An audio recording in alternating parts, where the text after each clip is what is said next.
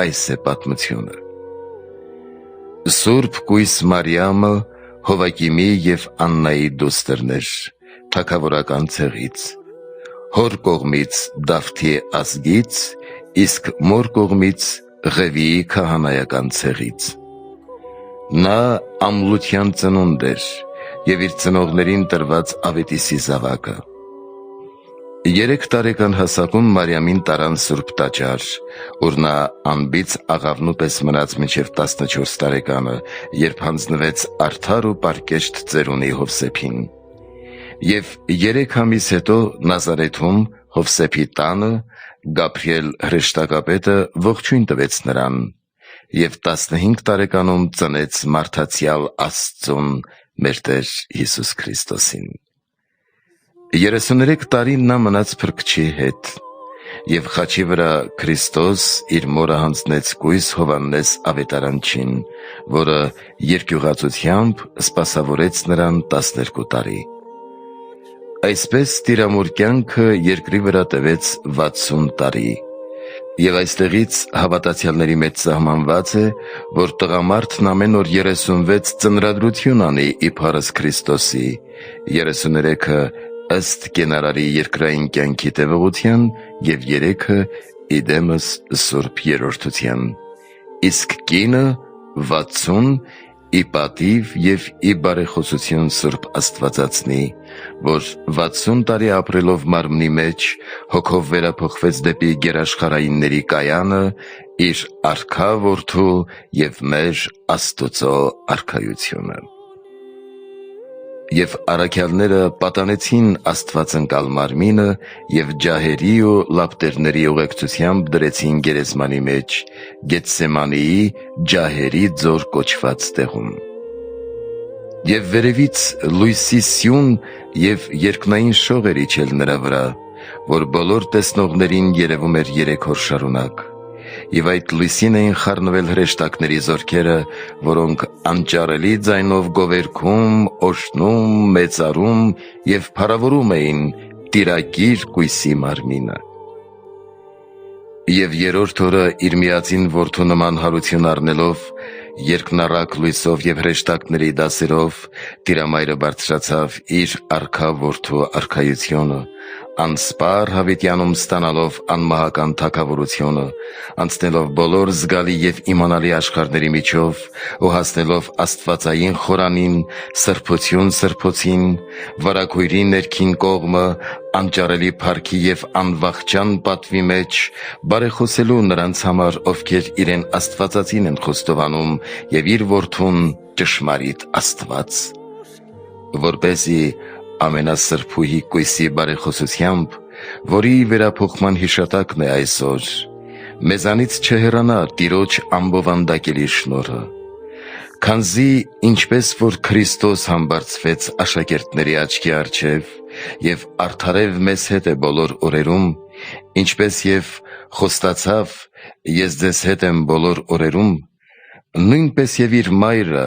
համբարձվելով ու երկինք փոխվելով, մեզ հետ է Քրիստոսից տրված պարգևներով։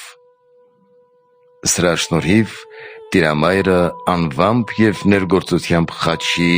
եկեղեցու և իր սրբապատկերի մեջ է, իրեն Աստվածածին խոստովանողների հոգում, սրտում և շուրթերին։ Ուստի ամեն տարի նույն օրը